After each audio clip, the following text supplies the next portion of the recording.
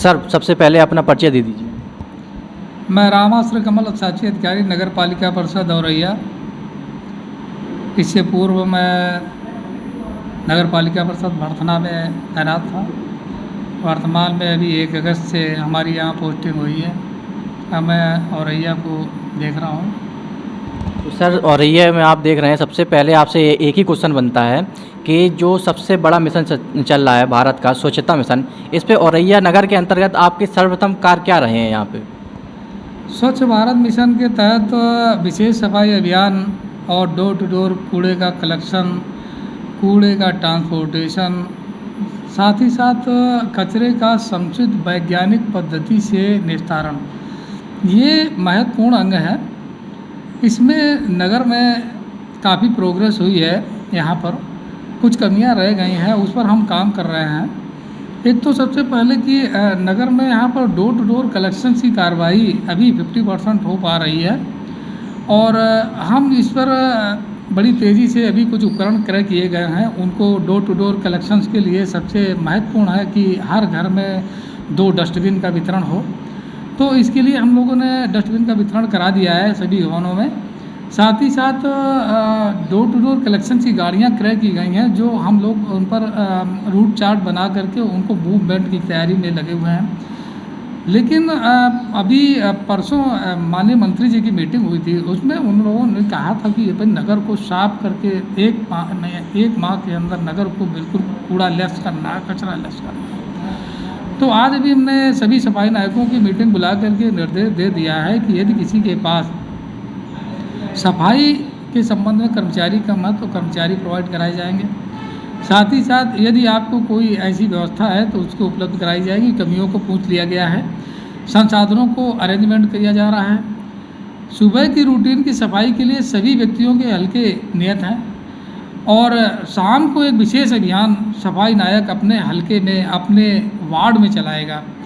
उस वार्ड में यदि सफाई नायक के पास मान लें कि 4 वार्ड हैं तो एक दिन में एक वार्ड में अभियान चलाएगा। यदि वो अधूरा रह जाता तो नेक्स्ट डे में भी उसी में अभियान चलाएगा, लेकिन शाम को ही चलाएगा अपने सभी पूरे कर्मचारियों के साथ में। सफाई और कचरा उठाने के बाद हमारी एक उसमें नालियों में मैलाथियन डस्ट और चूना, ब्लीचिंग, इनको 4:1:1 में मिक्स करके हम उसको छिड़काव कराएंगे, जिससे जर्मलेस की व्यवस्था, एंटी लार्वा मर जाएगा और साथ ही साथ वहाँ जितने भी चूना और वो काई वगैरह होगी उसको लेस कर दिया जाएगा और इसके साथ शाम को फॉगिंग कराई जाएगी।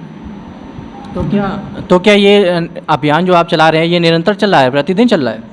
ये 1 महीने का पूरा प्लान है और सभी वार्डों में नाला, नाली, सड़क, खरंजा, फुटपाथ, खाली प्लाट सभी साफ कराए जाएंगे। कूड़े को समुचित हमारा सौंदे मऊ में एक डंपिंग ग्राउंड बनाया गया है, जिसमें हमारा सेंटर भी है और टर्मिनल मशीन भी लगी हुई है। कुछ मशीनें अभी अवशेष हैं, वहाँ ले जाया जाएगा और वहाँ पर कचरे का वैज्ञानिक पद्धति से उसका निस्तारण करने की कार्रवाई की जा रही है। और जो अभी सीजनल बीमारी चल रही है, डेंगू, मलेरिया, तो इनके जो मच्छरों के उपाय हैं कोई आपके पास?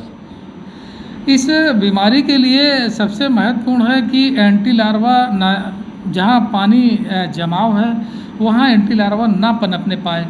तो पानी में जल निकासी की जहाँ असुविधा है उसको पहले निकलवाया जा रहा। पानी को, नालियों का किसी भी रुकना नहीं चाहिए और तालाबों की साफ सफाई का प्रस्ताव रखा गया, जिसमें 5 साला तालाब हैं, सौंदर्यीकरण किए जा रहे हैं। एक अमृत सरोवर का भी सौंदर्यीकरण कार्य किया जा रहा है। इसके साथ ही साथ जब एंटी लार्वा मारने की जो दवा है नोवान, उसका हम लोग छिड़काव करा रहे हैं नालियों में, तालाबों में, पानी की जगह में। जब वो ज़मीन पर एंटी लार्वा मर जाएगा, साथ ही साथ शाम को फॉगिंग की रोस्टर के अनुसार व्यवस्था की गई। यदि उड़ेगा तो फॉगिंग से मारा जाएगा मच्छर। और एक और अभी बहुत ही प्रचलित हो रहा है बीमारी, जिसमें जो जानवरों की है, लंपी वायरस, इसकी उपचार या बचाव के आपके पास कोई प्रबंधन है? इसके संबंध में CBO साहब विशेष रूप से कार्य कर रहे हैं और चूँकि हम इतना उनका सहयोग कर सकते हैं, बाकी ज़्यादा नहीं कर सकते।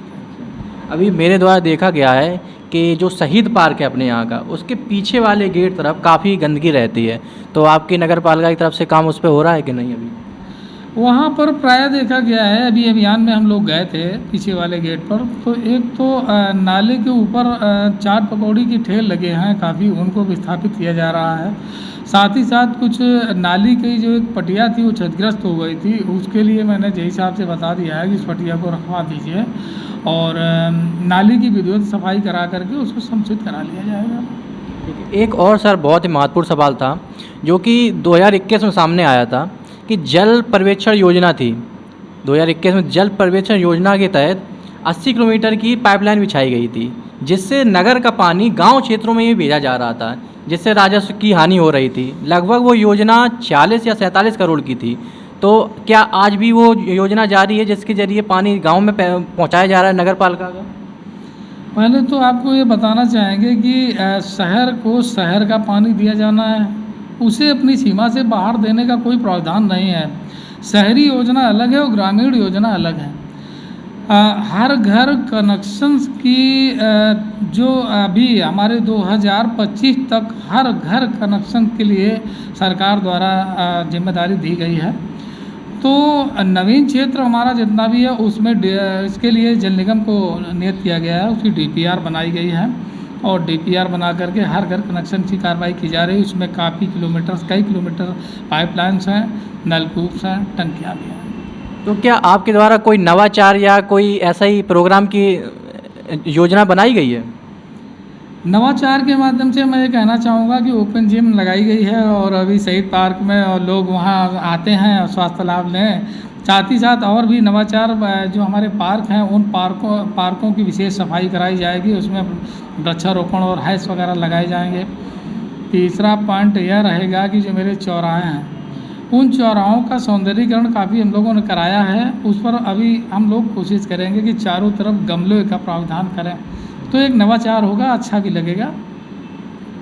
ठीक है, धन्यवाद सर आपका।